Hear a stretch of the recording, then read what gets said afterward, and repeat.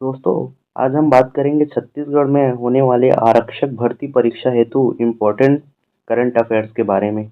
तो चलिए हम इस सीरीज को स्टार्ट करते हैं। क्वेश्चन पहला है, रामगढ़ नाट्यशाला खंड काव्य पुस्तक के लेखक कौन है? तो इसका सही ऑप्शन है श्रीमती मीना वर्मा। क्वेश्चन नंबर 2 पे चलते हैं। निम्नलिखित स्मार्ट औद्योगिक पार्क परियोजनाओं के अंतर्गत सबसे मेगा फूड पार्क की स्थापना कहाँ प्रस्तावित है? तो आप याद रखेंगे इसका सही ऑप्शन है विजयतला। इसको याद रखेंगे। क्वेश्चन नंबर 3 पे जाते हैं। भारत पर्व 2025 के अवसर पर लाल किले में प्रस्तुत छत्तीसगढ़ की झांकी में किस समुदाय का विशेष झलक देखने को मिलता है? दोस्तों, ये क्वेश्चन छत्तीसगढ़ के संदर्भ में पूछा गया है, तो आप याद रखेंगे रामनामी समुदाय के झांकी के बारे में दिखाया गया था। क्वेश्चन नंबर 4 है, छत्तीसगढ़ में विधायक निर्वाचन क्षेत्र भत्ते के रूप में प्रति माह कितनी राशि प्राप्त होती है? तो आप याद रखेंगे 55,000 रुपये। इसको अगला क्वेश्चन है, विश्व पैरा आर्म रेसलिंग चैंपियनशिप में सिल्वर मेडल जीतने वाले छत्तीसगढ़ के पैरा एथलीट का क्या नाम है? तो इसका सही आंसर है श्रीमंत झा। आप याद रखेंगे।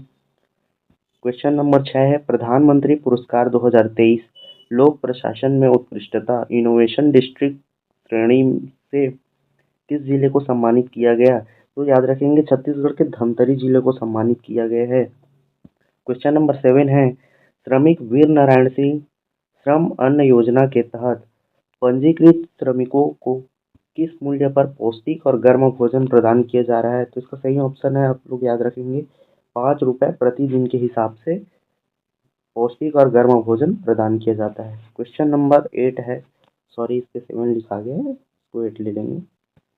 छत्तीसगढ़ में कंप्रेस्ड बायोगैस, जिसको सीबीजी बोलते हैं, उत्पादन के लिए गेल इंडिया लिमिटेड के साथ किन किन ने जो नगर निगम है वो साइन किए हैं?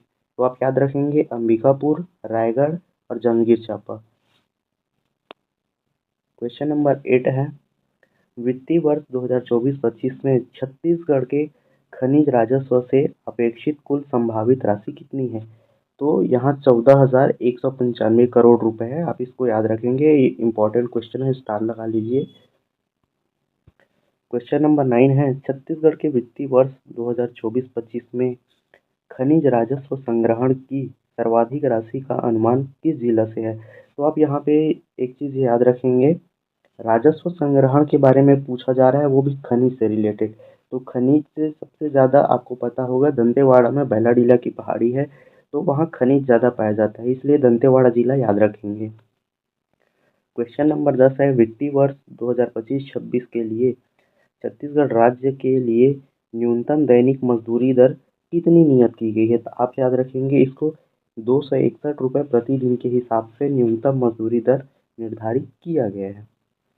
क्वेश्चन नंबर 11 है, वित्तीय वर्ष 2025-26 में छत्तीसगढ़ राज्य के लिए प्रस्तुत कुल योजना बजट की वृद्धि दर की तुलना में कितने प्रतिशत की वृद्धि की गई है? आप याद रखेंगे 18% की वृद्धि किया गया है। क्वेश्चन 12 है, राज्य में बसों के टाइमिंग और रूट की जानकारी हेतु विकसित मोबाइल ऐप का क्या नाम है? मोस्ट इम्पॉर्टेंट क्वेश्चन है, इसको पूछा जा सकता है, आप स्टार लगा लीजिए इसको। तो याद रखिए बस संगवारी ऐप इस ऐप का नाम है।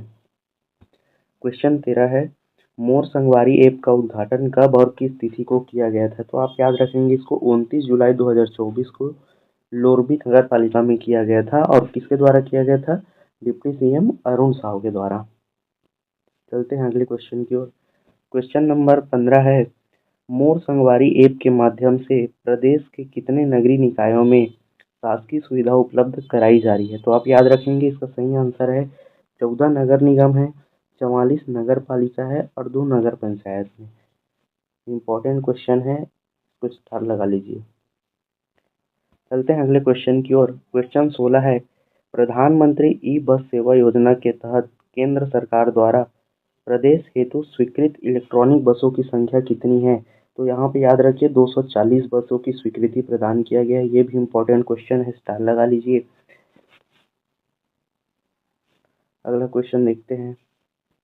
क्वेश्चन नंबर 17 है, प्रधानमंत्री ई बस सेवा का संचालन निम्न में से किस जिले में प्रारंभ नहीं किया गया? तो आप याद रखेंगे बिलासपुर है, रायपुर है, कोरबा है और इसमें रायगढ़ शामिल नहीं है। ठीक है, अगला क्वेश्चन देखते हैं।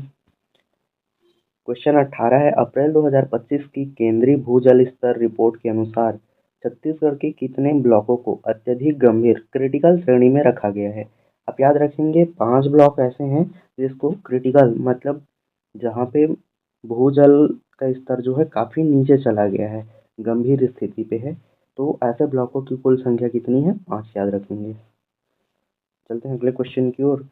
छत्तीसगढ़ का पहला फ्लोटिंग सोलर प्लांट की स्थापना किस जलाशय में की गई है? तो आप यहाँ पे याद रखेंगे इसकी स्थापना मरोदा जलाशय में किया गया है। मोस्ट इम्पॉर्टेंट क्वेश्चन है। ठीक है,